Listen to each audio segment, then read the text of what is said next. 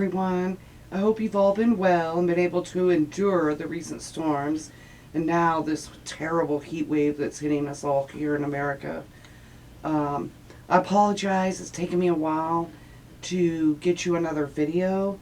I've had so much storm damage to clean up. But I'm going to try to get better at this, especially with the heat wave coming now in July. I'm going to try to do at least one video a week.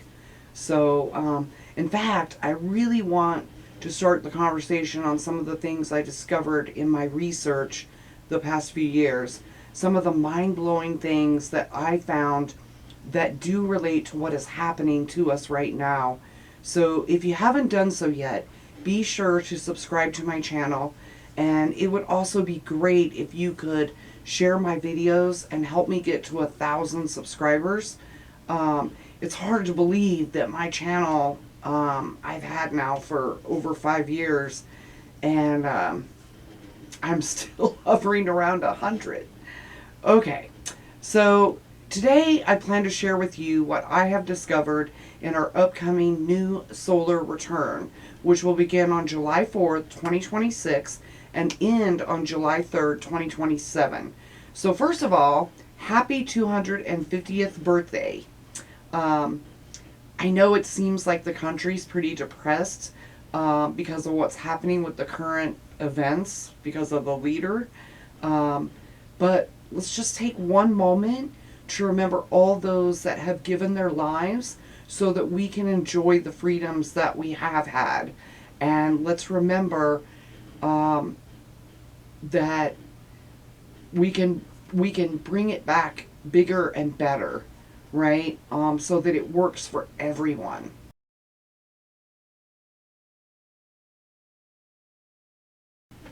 So I do want to share with you what our government says they built to celebrate 100 years of the Louisiana Purchase, Missouri, becoming part of the United States of America in 1904. So here are some beautiful images from the Historical Society of Missouri and the Federal Library of Congress.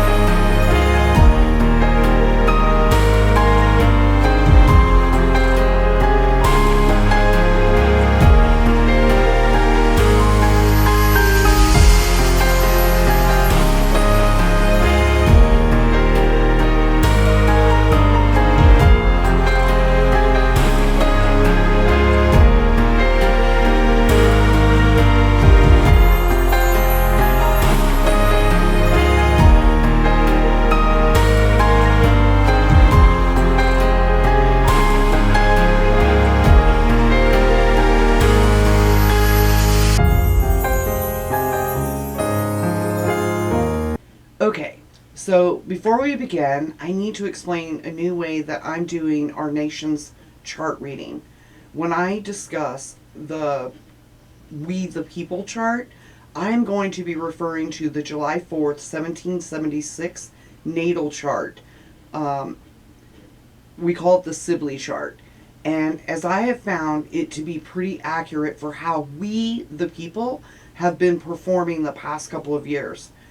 But when I talk about our government, I will be using the constitutional natal chart.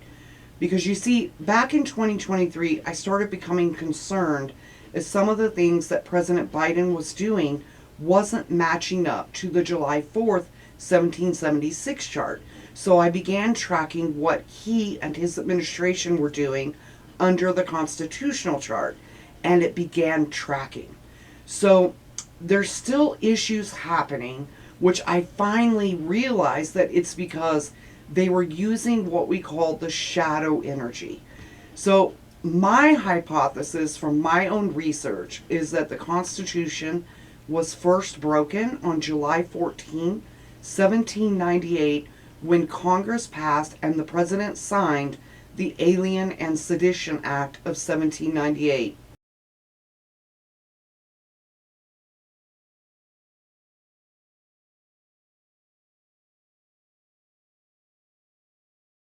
In addition, I have found that every single president since has in one form or another broken the Constitution. But of course, nobody has ever been held accountable.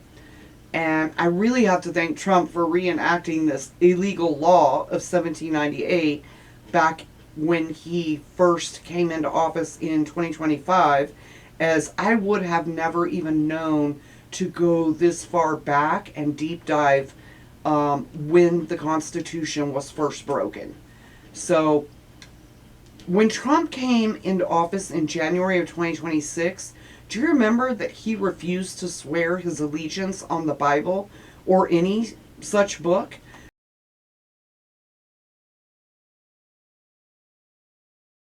And I'm just saying this because it does seem very traditional for all of our presidents, including he did it under his first term.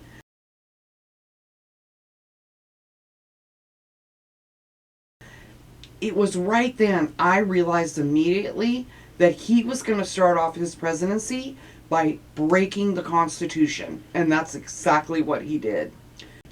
So, since he and his administration have been completely using the shadow energy of the constitutional chart, although I do believe that until there's some form of rectification from the original sin of breaking the Constitution in 1798, after only 12 years of having passed it, I believe that we can expect the same to continue to happen over and over again. This is my hypothesis, of course, and I look at the Declaration of Independence natal chart as a divorce document from Great Britain, and the constitutional natal chart as the agreement between the people and the government, as it pretty much lays out what the people would no longer tolerate from a ruler. So when the constitutional chart was done, it was done so with this in mind. I believe that it can be rectified by having the people in power who are committed to the original documents, and therefore they reset the natal chart. Of course, this would mean that all the laws and opinions by the Supreme Court would probably be overturned that broke these original documents. But I seriously doubt all those in power right now, except maybe a dozen people, would even be willing to do such a thing. So I'm going to break down our new solar return chart and share what we might expect for us and also from this administration in the next year. But certainly it doesn't take a genius to see that we are currently headed down the wrong path, as we the people are just sitting on the bleachers and watching this corrupt regime destroy our country and expecting someone, anyone, to save us. I want to make it crystal clear. Sitting on the bleachers and watching this shit show that they are performing is not what we are supposed to be doing. Everyone needs to be hands-on doing something to help save our country from these evil, selfish, and greedy monsters. If we don't start standing together and doing something, well, it's going to look exactly like what the poor victims of Epstein have had to endure now for many decades. No justice. These poor victims have had to watch all of these monsters continue to get away with their crimes against children, against humanity, and against the planet. Okay, so let's dive into the chart. I am sure that by now you have heard astrologers say that July 2026 was going to be the craziest month yet, and they're right.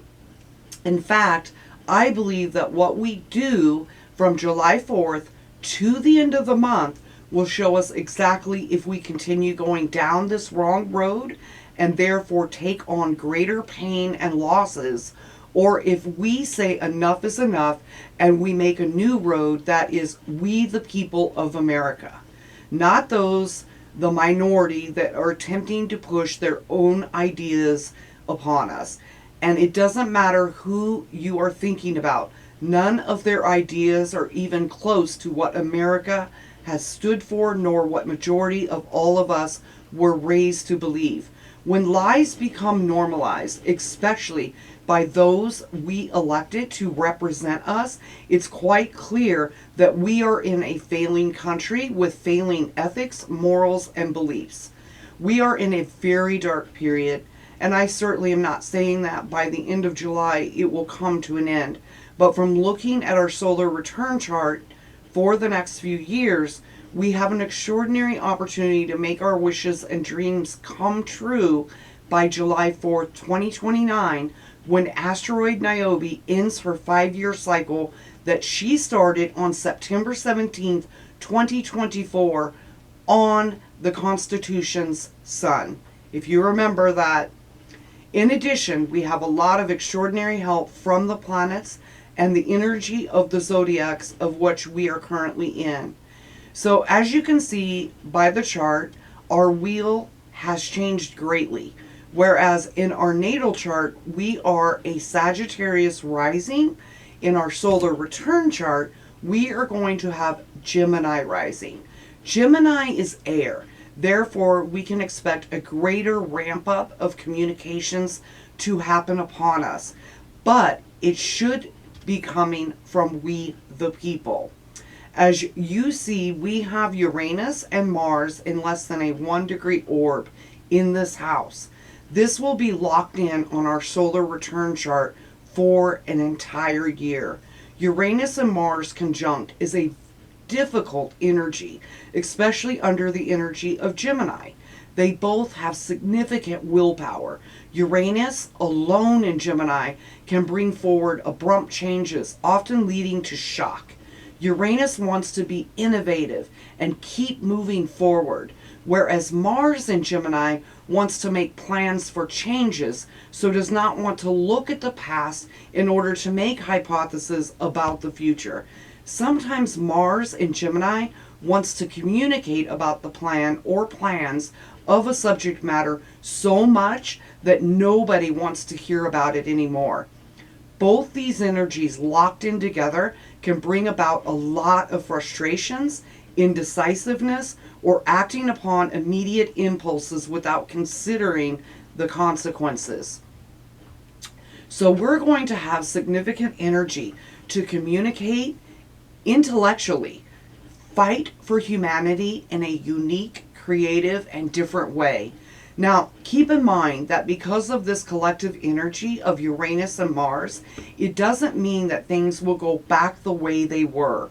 What it does mean is that we must grab the steering wheel and create our own new road, but without knowing what lies ahead of us. So we have to have faith. So we are going to be challenged with sudden changes, and we are going to have to adapt very quickly. With this combo energy, we all should embrace new situations and meeting new people. We have to have multiple plans, and we have to learn to adjust rapidly. There will not be sufficient time to mull over various plans. That split decisions will have to be made, so critical thinking and research will be crucial to understand what consequences might follow. As you know, Mars is about motivation. It gives us the inspiration to do something, whereas Uranus is about sudden changes. Together, We have the magic to decide our own future. Uranus is similar to Mars in that it relates to your inner will and secret power. The difference is that Uranus is an unconscious desire that you acquire over your entire lifetime. But we have to be super careful, as our current leader's life ruling planet is Uranus. And he has been using the shadow side of his planet to enforce his own will upon us. And this is extremely important, he has a weak Uranus. And his current solar return, Mars, is now in detriment. How he uses these two can now be seen quite easily by how all the things he's doing are so scattered and messy. In fact, he is coming up on his first Uranus return in a few years, and it is already showing signs of major illnesses. His health is not going to improve. It will continue to decline because he has never properly learned how to use his Uranus. In fact, his strongest planet in his natal chart has been Mercury, his communications, of which he then has used to abuse his other planets against other people. So, in his natal chart, he has 9 planets on the left side and 1 planet on the right side. This means that he was born to change the world. However, in his current and new solar return chart, he has 9 planets on the right and 1 planet on the left, which means how the world will change him. So, he is in for quite the lesson on his new solar return, as Mars is in his 6th house of Taurus, with Jupiter in Cancer in his 8th house. The 6th house represents daily health, whereas the 8th house represents overall health. So, for example, because of his age, his obesity, and his addictions, there will continue to be an expansion of decline in his health. Mars in Taurus means that his motivation will be stuck in stubbornness of acting or doing everything he has done his whole life. So he's not going to change. Again, this can be clearly seen today as he has not lost any weight nor changed his daily life for the better since he took office in January of 2025. I only say this as his granddaughter did a recent video showing everyone that he had his Diet Coke button reinstalled in the Oval Office. This clearly shows a behavior of stubbornness instead of changing his daily diet. So, enough about him. So, for our 2nd house, which represent what we value, although most modern astrologers say this is the house of money and possessions, I personally have found that it can also just be about what you value the most. So, for example, mine is Leo, and I have always been drawn and loved cats. In fact, for a decade, I operated a no-kill animal shelter that catered to domestic cats. Cats have always been a huge part of my life since I was little. I have a profound love for them and have always wanted to help them. So when I ran the cat shelter, it truly was one of my wishes that came true. So for us, we the people, we have Cancer in our 2nd house with the Sun and Mercury retrograde. In our natal chart, we are used to the Sun and Mercury retrograde being in Cancer in the 8th house. So now we are going to have to decide as we the people what our values really are, which does include our current financial system and our possessions. As you know, they want to push us into cryptocurrency, just like China has done to its people, where they control your money. And so if you do something that they don't like, they can shut off your money. But it's also beyond money. As with the Sun, it is asking us to determine our values of those we select as leaders. In fact, we have a trine from our Cancer Sun to our Pisces moon. Therefore, we need to decide if we value leaders who have compassion for everyone and truly fix the divisions that have been done in our country since the parties were created. As remember, our founding fathers did not want us to have parties, as they said having parties would divide the nation. And well, here we are.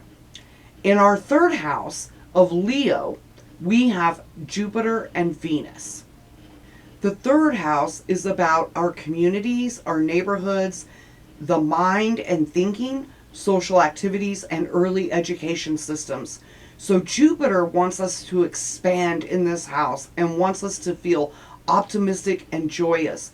It wants to give us good luck and good fortune, which I know we all are right now all about. So we all have a lot of work to do. Venus wants us to value, balance, and love for these themes in this house. And there's a hint here. In order for most of us to see our bright, new, beautiful future by using our Uranus and Mars in the first house, we need to get out there and adventure with Venus to find what of these themes we can find value, balance, and love for. Because Uranus and Mars are in a square to Venus, this is going to be a challenge for most of us. But again, this year is about every single one of us getting involved, getting out there and meeting new people. The more you get out there and keep these themes in mind as questions when you meet new people, the more likely you are to start discovering your own answers. Who knows, maybe you will discover a whole new value system by listening to what others have to say. Or perhaps you will be instrumental in helping them to discover a whole new value system. So the fourth house is Virgo with the South Node. This house is about home, family, foundation, roots, self-care, women, and children. So there is something of these themes that we are being asked to let go of because it no longer serves our purpose. So perhaps by changing our own values, we will discover that our foundation of operating the way that we do, such as a two-party system, no longer serves our purpose, and we create a new one going forward. Perhaps it's deeper and it's about the roots of our government's formation. Perhaps we are all going to discover that we are not operating as a true democracy and that we have been under a capitalism dictatorship of sorts since 1798. Because this is Virgo, and therefore we should all do our own research, stop listening to podcasts and media who give you opinions. We each should be questioning everything. And when we don't understand something, we each must do our own research. And there is nothing wrong with looking at other research by others, but making sure that you're looking at all the hypotheses to form your own opinion, and don't double down on this. You're allowed to change your opinion when you discover new information. This is exactly how we today have cars that run on liquid rather than us still having to walk everywhere or ride horses. One piece of advice I would give is this will be a great year for all of us to downsize the material possessions we have acquired and even change the way we do things. So maybe it's time to stop buying new, buy used, or maybe we each stop consuming so much materialism, capitalism. If every household in the country dropped their consumption of materialism just by 50%, we literally would drive prices down and actually make a positive dent in the climate and environmental problems. So for example, instead of buying 5 different types of household cleaning products, just buy one that can do it all, like borax or such. Borax still comes in a cardboard box, so it would reduce plastic greatly if we could all just stop buying all this toilet bowl cleaner, shower cleaner, sink cleaner, etc. I personally started using several years ago borax to clean my entire house, and it does a fantastic job. Plus, I have saved money and have reduced my plastic bottle consumption tremendously in cleaning products. I have also reduced my trash. Okay, so let's jump into the fifth house, which is Libra. This house is about what gives us pleasure and joy. It's about our hobbies and our romance, too. It's about children. To me, because Venus is the third house that also represents children, I believe it's time for justice for all those that have committed crimes against children. But we are also being asked to balance what gives us joy. So, for example, perhaps it's time to balance out all these sporting events. Again, Venus being in the third house of social activities does imply that we as a nation have gone way overboard on social activities, and we need to balance this better. The Romans created the sporting events to keep their people entertained so that they were busy having fun and not watching what the leaders were doing. Perhaps this is one of our mistakes by falling into this deception as well.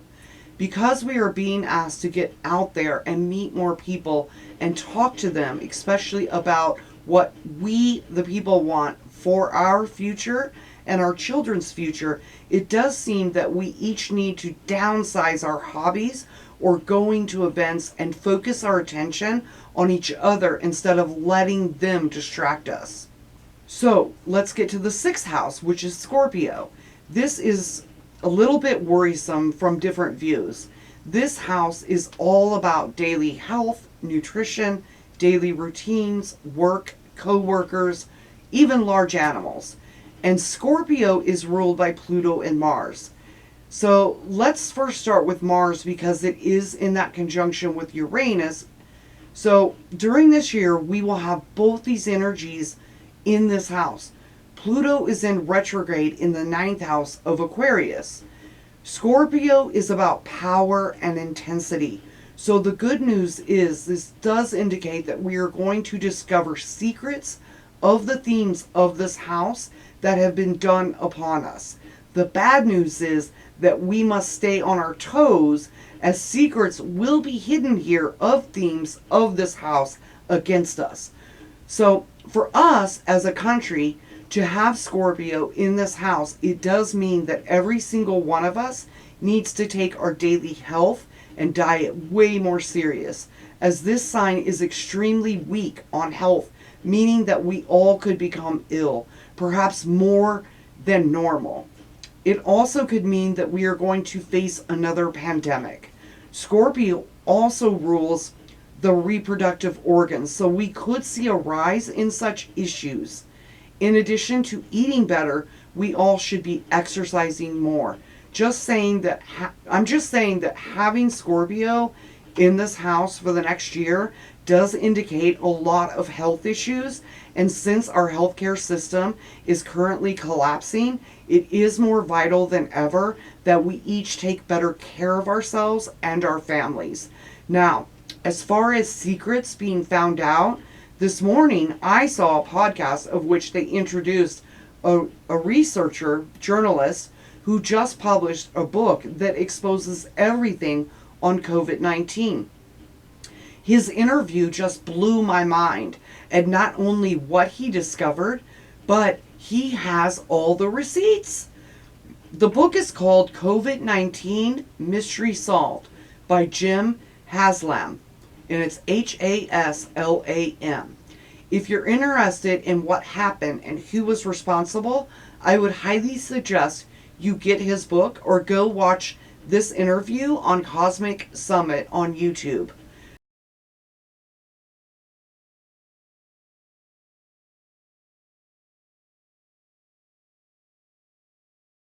So, yes, I think since we are less than a week from our new solar return, that we are going to learn about all kinds of things that have been hidden from us that has to do with these themes in this house.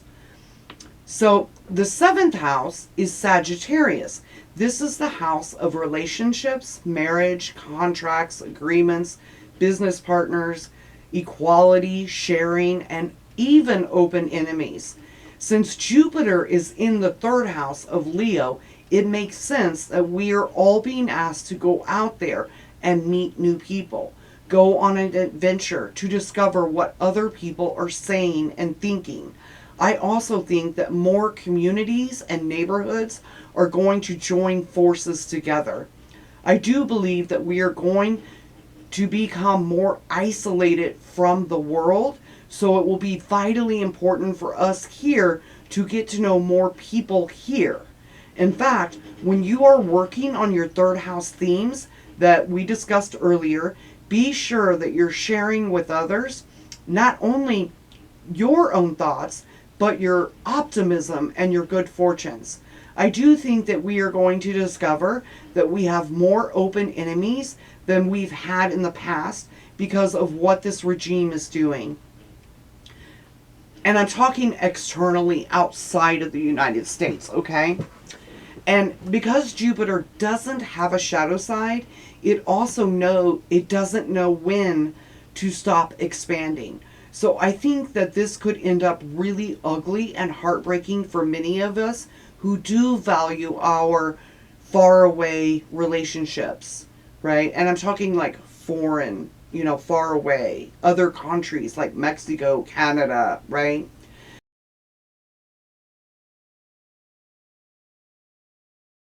So let's get to the eighth house, which is Capricorn. Capricorn does represent government, and Capricorn is ruled by Saturn. Saturn is currently in the 11th house of Aries, and this house is about, the eighth house is about death, rebirth, transformation, sex, trauma, psychological issues, power and control, debt, other people's money, taxes, inheritances, investments, and the occult. We astrologers call this house Pandora's box.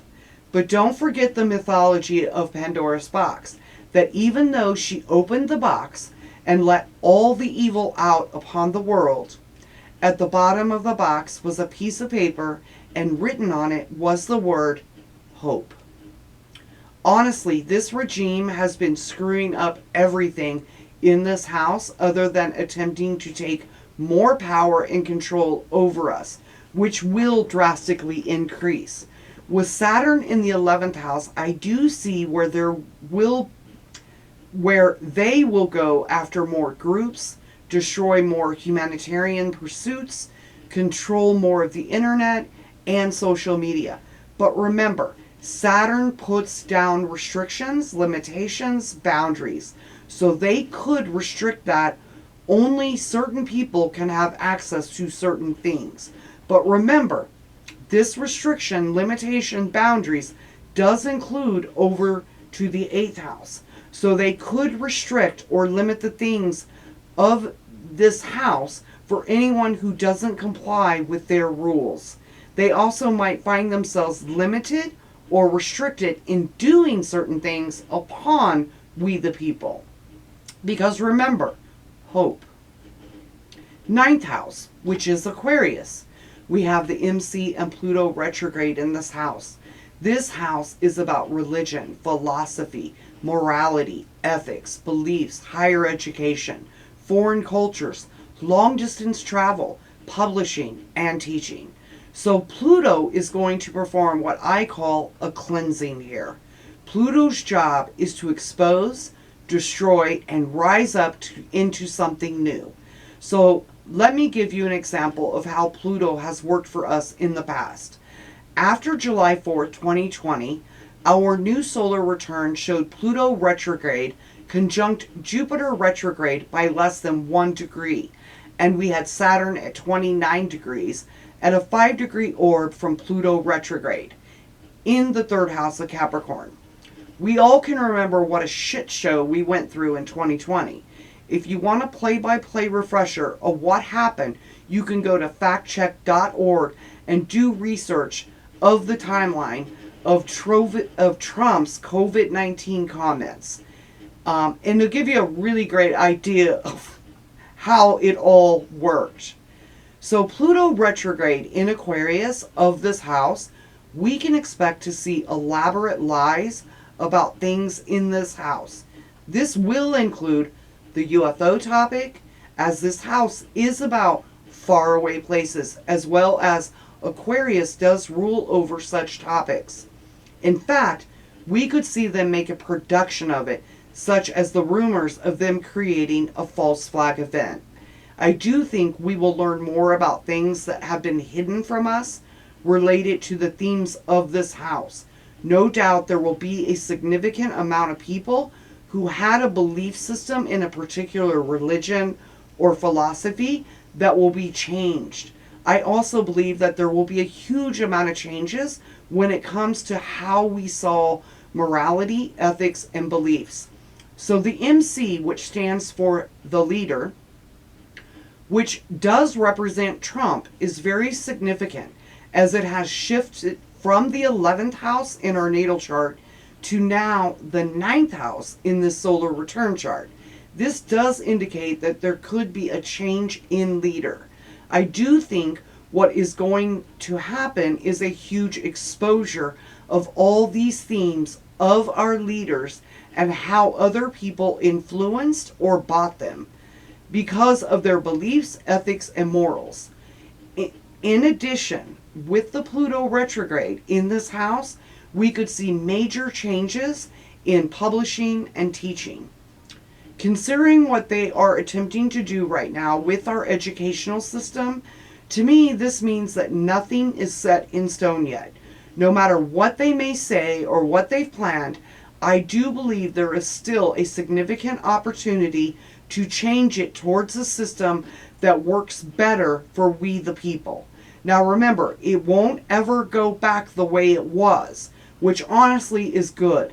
But now we each must make our own desires known of what we want to see in the system, such as perhaps including a class on true critical thinking, psychological warfare that has been used against us since the beginning of this system, and courses on compassion for others.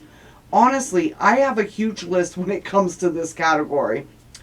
So let's move on to the 10th house, which is in Pisces. And this house representing careers, public reputation, authority figures, occupations, leaders. We have the North Node and the Moon.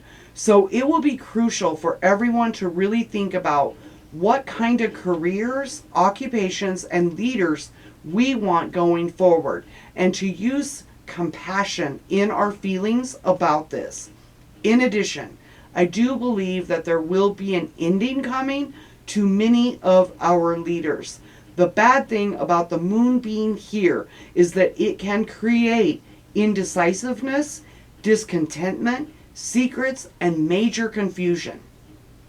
This is especially dangerous as it can lead to impressions about the outside world not being how the world really is. So I certainly can see how this government could use this against us. So we must be sharp and not fall into their traps. Having the moon in Pisces of this house is quite dangerous for us during this turmoil that we are in, as it can lead to many people having a massive surge of emotions and not being able to process it correctly. But if we all are aware of the dangers, then we can prepare better. So for example, I would highly suggest that every time the moon is in Pisces during this solar return, that we be conscious to this fact and take extra steps to stay grounded for 2.5 days while the moon goes through the Pisces zodiac sign. Specifically, don't let anyone else push your buttons during this period. Since Neptune is in the 11th house, we can expect to see this government abuse our 11th house themes, including being secretive, disillusioned, confused, and even putting on an illusion for us to believe as being real, which I think we've already seen that shit show, but believe me, they're going to try it again.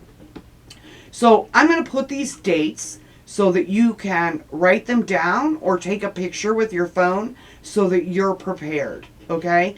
Also, on August 27th, we will be having a partial lunar eclipse in Pisces.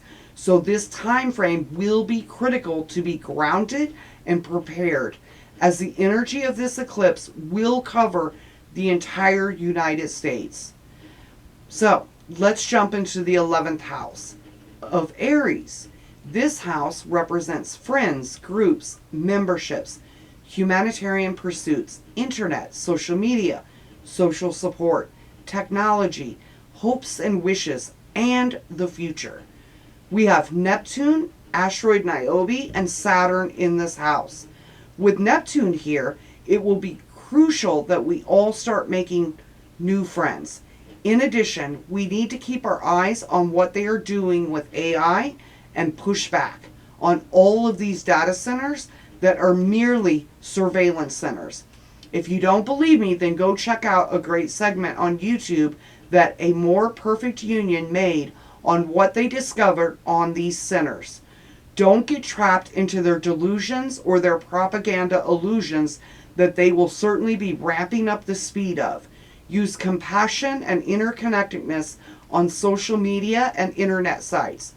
We need to start taking back what we value. And that means that when they do something we don't like, let's start highlighting the things that we do like. So I'm going to show an example here. When the government or the leaders talk trash about Antifa, fight back by showing images of World War II American veterans who helped take down the fascists. So, for example, you could show a picture of your grandfather in his uniform helping at Pearl Harbor, or in Germany, or in France, and tagline it as anti-fascist American. Or simply just share an image of your grandfather in his uniform and talk about what he did during the war to help defeat fascists around the world. Turn the tables. Don't let them disintegrate the names of our loved ones who fought or perhaps even gave their life to defeat these fascists.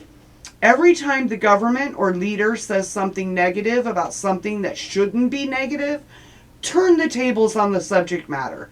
If he calls someone nasty, defend that person by showcasing something compassionate and great that they have done and that you can prove, of course. Hopefully this makes sense. Stop falling into their and his traps. We are never going to get out of this negativity unless we start pushing back with positive stories and images. Then we have asteroid Niobe. If you don't remember the story on her, go Google it or go back and watch my video called USA's Fall from Grace on September 3rd, 2024. So here in the 11th house, she is asking us to let go of our egos. Again, we can look at her story and know what we shouldn't be doing. If we don't pay attention and listen to her, especially her warnings, then we will lose many themes of this house, which does mean our hopes and dreams, especially the future we all want, not the one that is being forced upon us. Saturn is in this house, and it's going to bring restrictions, limitations, and boundaries. For us, this means that we are going to have challenges in pushing back against these tyrants. So don't fall into despair or get depressed. Keep moving forward. This house is going to be highlighted greatly for us. As in ancient astrology, this is our profection year. So this is going to be the primary theme for us this entire year. So, of course, we can expect them to put down restrictions, limitations, and boundaries on who gets to say what and on, who gets to be on the internet or social media. So we have to be able to hold the line and keep resisting. Because Aquarius owns this house, we must keep speaking out about the future we want to see, not the future that a very small handful of isolated, selfish, rich people want to force upon us. We also need to be able to pivot fast and find new creative ways to be able to communicate with each other using technology. And because Saturn is here, who always wants us to look back at history, it could be very beneficial here to find old technology methods that our ancestors used to communicate with each other, or perhaps even looking at ways that those inside such tyranny countries of the past communicated with each other when they were under occupation, like in Germany or such, right? So we need to find these creative ways to stay connected. And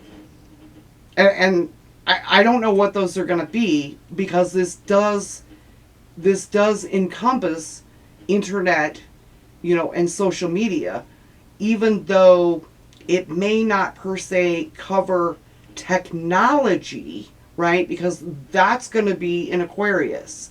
So we need to figure out ways to keep communicating with each other. So the final house is the 12th house, which is Taurus. And this house is about endings, undoings, loss, misfortune, karma, and spirituality. Excuse me. And we have the asteroid Chiron here, who is the wounded healer. So basically, she wants us all to look at our shadow side and confront it. She wants us to heal those old wounds. We are being asked to put an end to those old psychological issues that no longer work for us. Chiron will be affected in various aspects to Uranus, Mars, Jupiter, the South Node, Pluto retrograde, the North Node, and Neptune. So this upcoming year is going to be extremely challenging for all of us. I am just going to mention the really difficult aspect that will challenge all of us, which is the aspect of Chiron squaring the North Node. This will make it extremely difficult for many people to heal their old wounds and be capable of moving forward into a future of unknown, right? There's going to be a lot of people out there who are going to be scared, right? Because we're going down uncharted territories. And that's why I think we need to get out there and meet people, and, so that when they're scared, they have someone to lean on, and you can hold their hand, either literally or, just with your words, to keep them upbeat and give them, affirmations that it's going to be okay. Yes, it's going to be tough, but it's going to be okay at the end. So with the 10th house theme, such as an entirely new career, new occupation, it could be really hard. Even the new leaders, this could be really hard for them to move forward. So, for example, for those that cannot face the emotional facts that President Joe Biden and Kamala Harris assisted in helping Israel start the genocide against the Palestine people, then they're not going to be able to see the potential of a new future that does not allow such things to never happen again. Instead, these people are going to push down those thoughts of Biden and Harris participating in an evil act, one of which they today condemn because it is different leaders, right? They're condemning Trump and his administration, but yet they weren't there condemning Biden or Harris, right? So they may have a really difficult time, and this is that shadow side that they have got to face. And they've got to realize that no matter who's in power, when you do something wrong or evil, there must be accountability for it. I don't care which side you're on. I don't care. there has to be a reckoning that's going to come. And so we we all have got to stop idolizing excuse me. We've all got to stop idolizing parties and people just because you don't like the other side.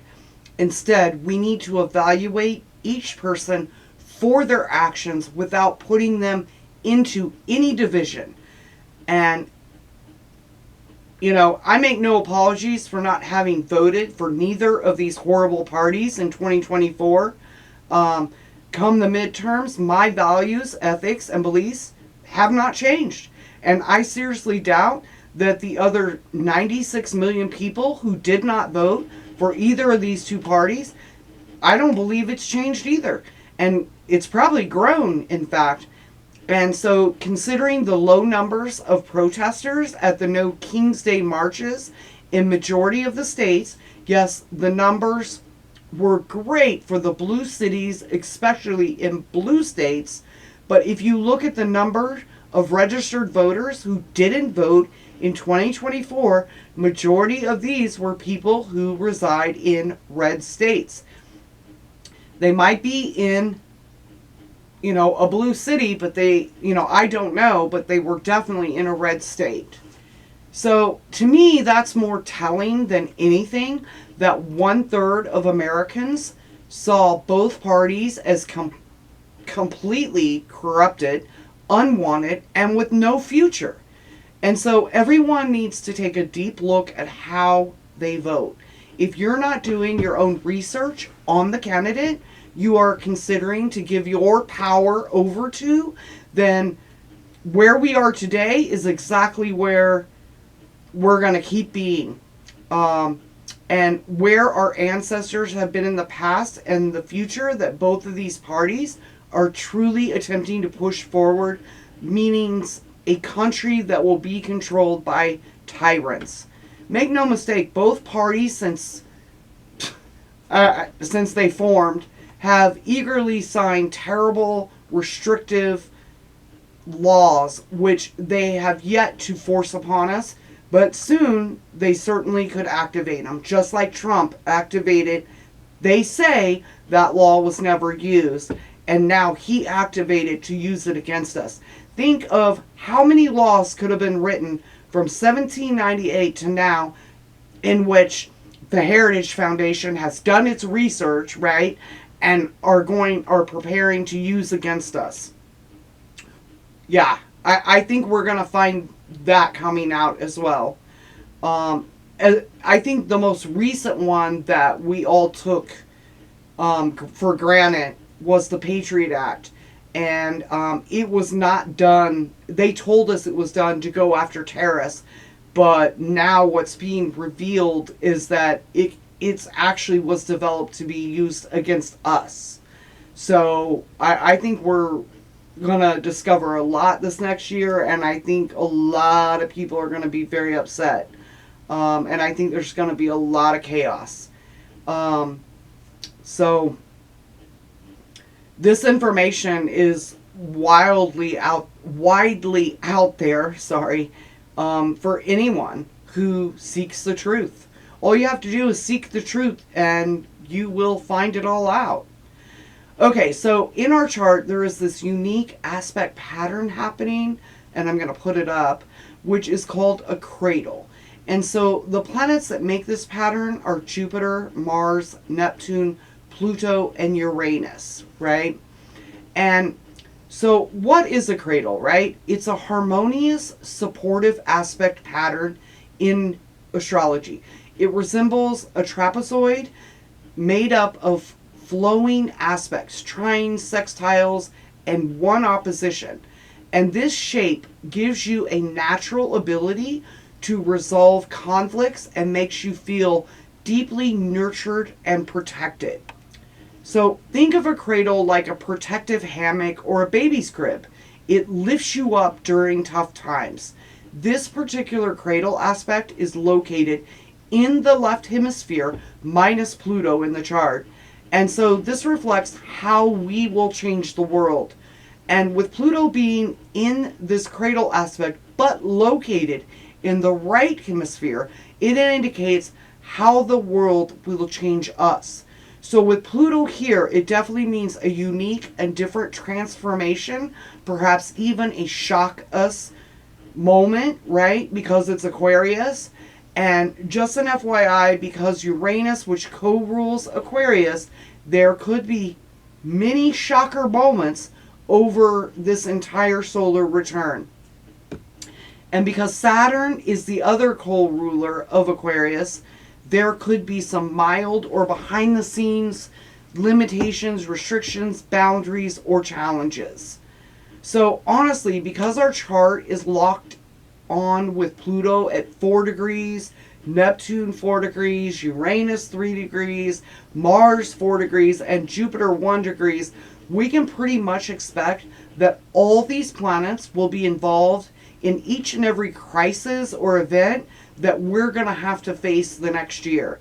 So with 6 planets being in the first quarter of the chart, we see that we are being activated to be involved, to be assertive, and to be motivated. With 3 planets being in the fourth quarter of the chart, we can see that we are being asked to bring all of our skills that we have acquired through our lives that built our character and has made us who we are, and share those with others. And so this is where Gen X must begin to stand up and speak out. You know, we have been independent and self-sufficient all of our lives, which has built our adaptable character. But now it's time that we rejoin the collective and we share our knowledge, right? Make no mistakes, my friends. We are being asked by the universe to fight back, to take our country back from those that have betrayed it. That is, if we all still do believe that all people possess fundamental rights to life, liberty, and the pursuit of happiness. Our preamble also says that the governments created to secure these rights derive power from the consent of the governed, and the people have the right to alter or abolish a government that violates these principles. Now look, I'm not calling for violence. What I am calling for is activism. Get involved in something that helps the collective. Every single one of us can make a difference.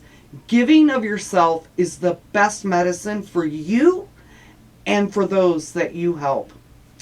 So, strap on, you guys. We have got one heck of a year coming up, but we got this. We can do this as long as we do it together.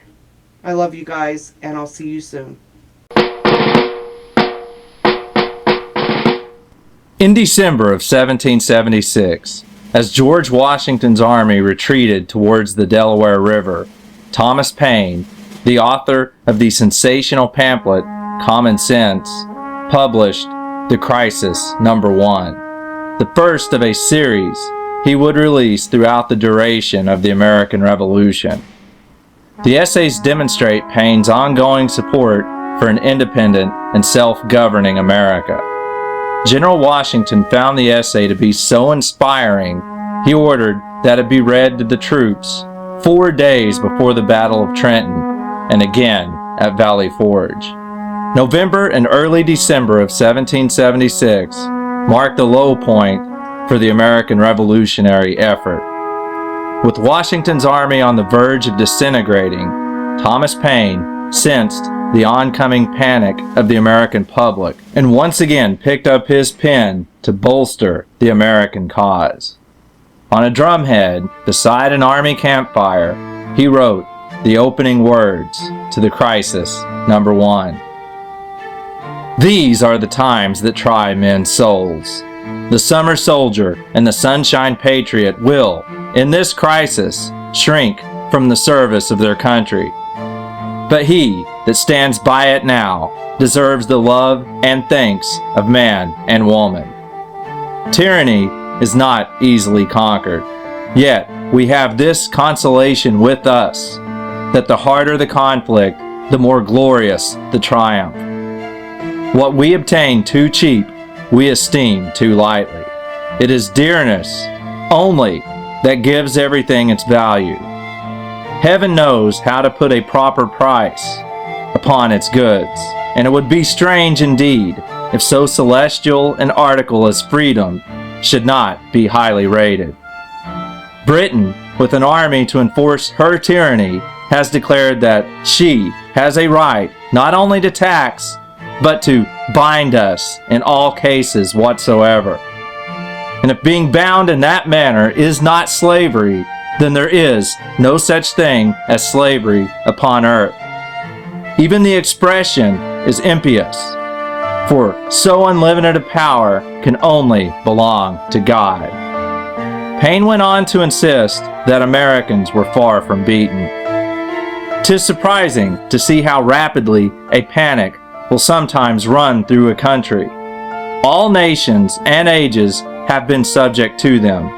Yet, panics, in some cases, have their uses. They produce as much good as hurt. Their duration is always short. The mind soon grows through them and acquires a firmer habit than before. The crisis number 1 originally appeared in the Pennsylvania Journal before being printed in pamphlet form. For many Americans, the Patriot victories at Trenton and Princeton seemed to give Paine's words a prophetic aura. No matter how dire a situation seemed to be, Paine always maintained a positive view that the Americans would emerge victorious. For though the flame of liberty may sometimes cease to shine, the coal can never expire. In all, Thomas Paine wrote 18 essays to rekindle the patriot fire throughout the war.